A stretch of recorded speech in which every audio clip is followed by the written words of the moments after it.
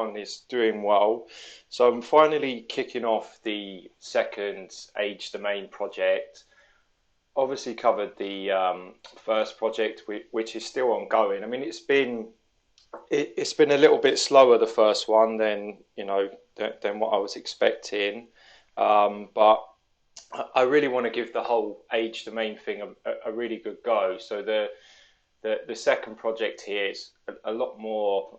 It's got a lot more authority on the domain, and it's obviously within a completely different niche area. So interested to see how this one goes, and I am going to do a few things slightly differently than what I did in the first project. So I'm just going to run through the initial plan, the main stats, keyword research approach, the content strategy, and my own kind of expectations and goals.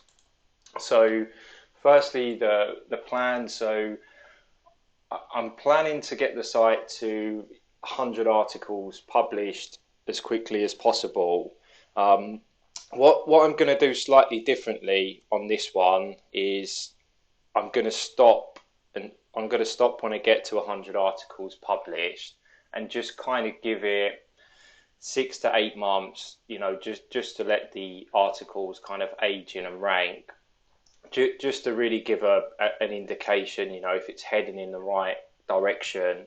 With the first project that I did, I just kind of carried on publishing content. I mean that's sitting at about just over 200 articles published now, and the reason for that is just to be a little bit cautious because I think age domains, they can be a little bit of a roll of the dice. I mean, you can obviously vet the backlink profile and look back in Wayback Machine to see what the site was before.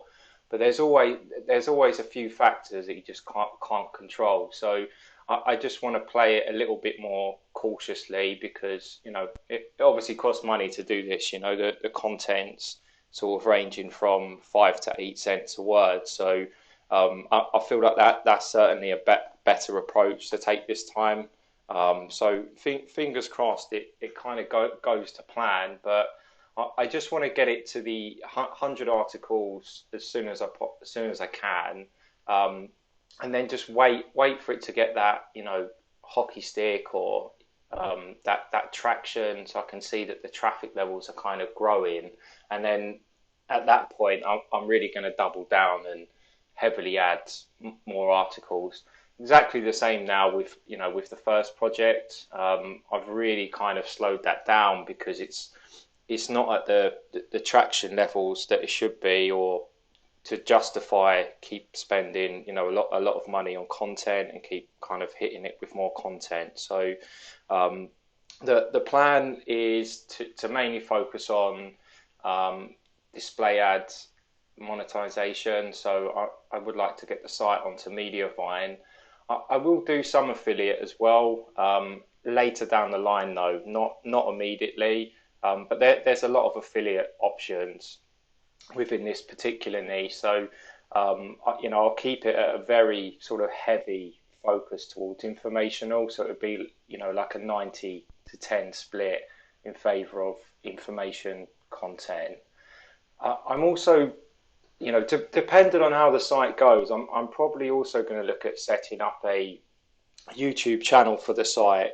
It's in quite a good niche really, where you can do a faceless YouTube channel just to complement some of the informational articles. So again, I would outsource all of this. I mean, I haven't really looked into it, but I know you can hire people on like Fiverr um, to put together videos. You can hire people to do like voiceovers and stuff. So I need to look into that further, but that's not like a big priority. That's something for maybe further down the line. The main stats for the project. So here's the kind of core domain stats. So it's obviously got quite a high DR. This one's a DR 40. the first one, the first age domain project that I did, I think that's a DR15. So this has got, you know, a much higher domain authority. It's got some really good backlinks as well.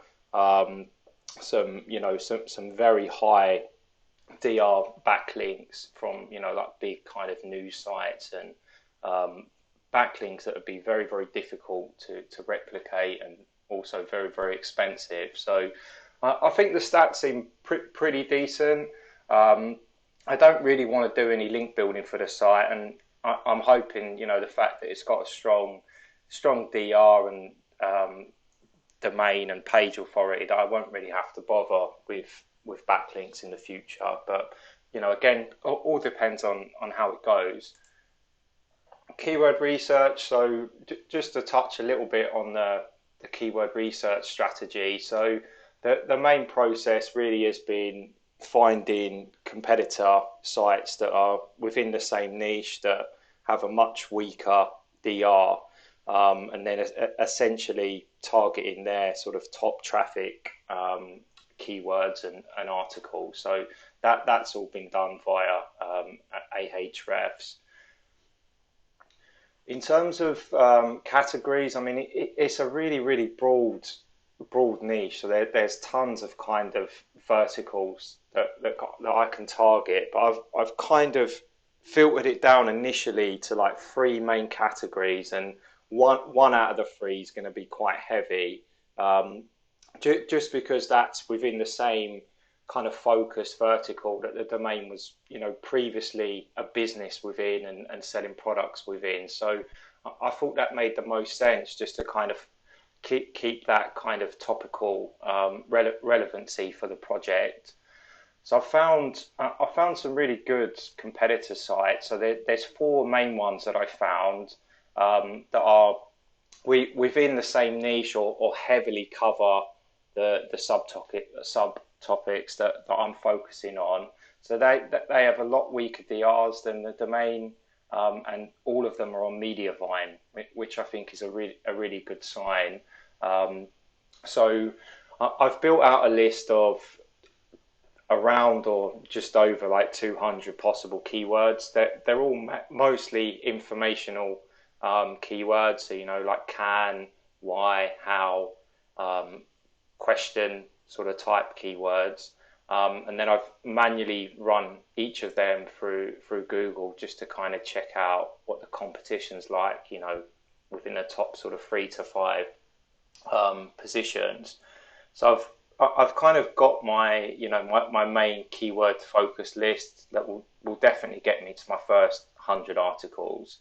Um, so the site's obviously got a really high DR. So I do have flexibility really to go after some more competitive terms, but I'm trying to keep a good mix, and I am trying to, you know, at least at this stage with these first 100 articles, target kind of um, weaker competition keywords, just because I want to get some level of traffic and traction on the site as quickly as possible. So for the content, so as I just touched on, I'm mainly going after informational keywords, and I've kind of split the content orders up a little bit. So I ordered 50,000 words of content from niche website builders, and I ordered 10,000 words of content from my content pal. That one's a bit of a test order, but they seem to do quite a decent job. I've got the first, I think first four articles back from them, and these guys are basically, you know, using Surfer SEO um, guidelines basically to put together the content. Um, I've obviously had, you know, some sort of mixed experience myself using Surfer SEO, but I just wanted to give it a go, and the first few articles that have come back from them seem to be pretty decent. So I might put another order in with them, but I kind of prefer just working with, you know, writers directly. I find it a bit easier. Um, So on that note as well, I have hired two writers from ProBlogger. Went through the same process really, where I hired a few initially for like a test article, and then just really filtered that down. And really, out of the two, one of them's probably going to do a lot more content than the other. I did also have somebody try to scam me as well. So I don't know if anybody's come across this before, but you get people on ProBlogger that will basically try and rip off another writer's identity. So they're set up a new email address pretending to be another writer. Usually it's from whatever topic you're covering. That they will go and look at that website, find a big site where they have their authors, and that person will pretend to be one of them authors, set up a Gmail with the other author's name, copy their profile picture for their Google profile, and source their work as a kind of reference. So yeah, be careful if you're using ProBlogger. I've sort of asked them all to send me a scanned copy of a driving license, just to verify. And if they don't want to do that, then there's obviously something wrong. So I'm not going to use them. So I've done that with the two writers that I'm kind of happy with and going to be working with going forwards.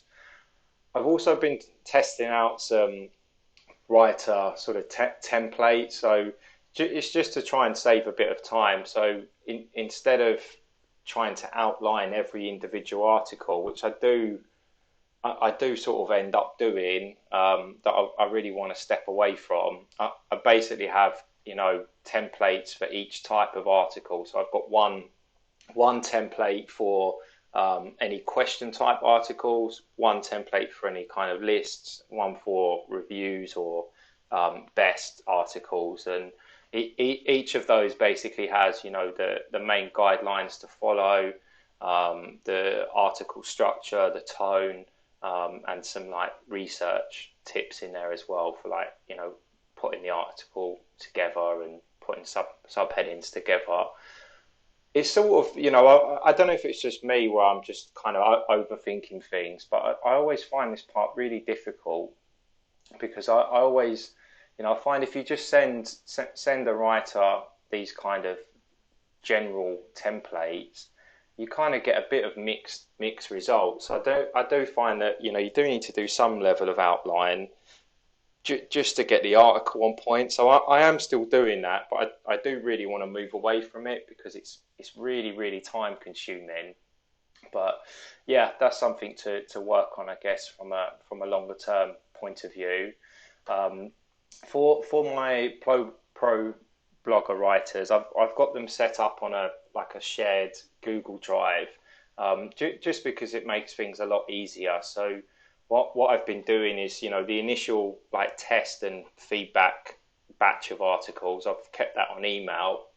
And once I'm happy with them, I kind of set them up a individual folder on Google Drive, and then I create three main files on there. So we have a like a all articles file, which is basically like a tracker file. So it have all of the article titles, status, whether they've been status, word count of the finished article, if they've been paid and when they was paid. And then I have two separate folders on there. One for drafts, so that will have every individual draft article in there, and then a completed article. So the writers can just basically work through the article list, grab the draft out of the drafts file, and once it's done, they just move it to the completed articles file, update the word count, and then move on to the next one. It just seems a lot easier to manage. So like everything's under one roof, versus sending tons of separate emails. It just seems to be a lot easier. So goals or expectations for the project. I mean, look, the main thing really is to try and get the site on Mediavine as quickly as possible. So I'm obviously going to need a decent level of traffic for that. Um, Assuming it does get the traction, I would love to scale the site up heavily to 1,000 plus articles. Again, that caveat is that it does work out according to plan. And then longer term, if it does get to that decent level and it's got a really good sort of traffic and income history for like 6 plus months, I will I will probably sell the site just to kind of cash out. That's just my personal preference. Where I would rather just sell the site and get a kind of decent payout instead of trying to hold it for long term and just hope that the Google algorithm updates don't one day sort of destroy my traffic by like 20, 30 or 40%. But yeah, it's all part of it. And lastly, it's obviously an age domain, so can never really be sure how these things are going to turn out. For me, it does seem like a bit of a coin flip situation in general, and um, I think the problem is like although from what I've kind of seen and researched, when they work, they can work really really well, but you don't really hear so much about the failed projects because most people are only putting a case study out of a site that's done really well or covering a site that's done really well. You have to really weed out the ones that haven't done as great, and they're certainly out there for people that are really transparent. Um, so yeah, I do need to be prepared for the fact that it may not work. There's obviously some factors that sort of outside of the control, including with the actual domain itself. Although it has been vetted, there's always some factors that are just kind of outside of control completely. But of course, going to do everything possible to ensure that it does have the best chance of succeeding. So yeah, thank you very much for following along. I'm going to be doing monthly updates. So the site is already live. I'm kind of running a little bit behind putting this initial video out, but the site is already live, and I'm going to be doing monthly updates running through Google Analytics, Search Console, Ahrefs, and might even try and add in like SERP Robot or something like that. So yeah, if you like the video, please give it a thumbs up and please subscribe. Thank you very much.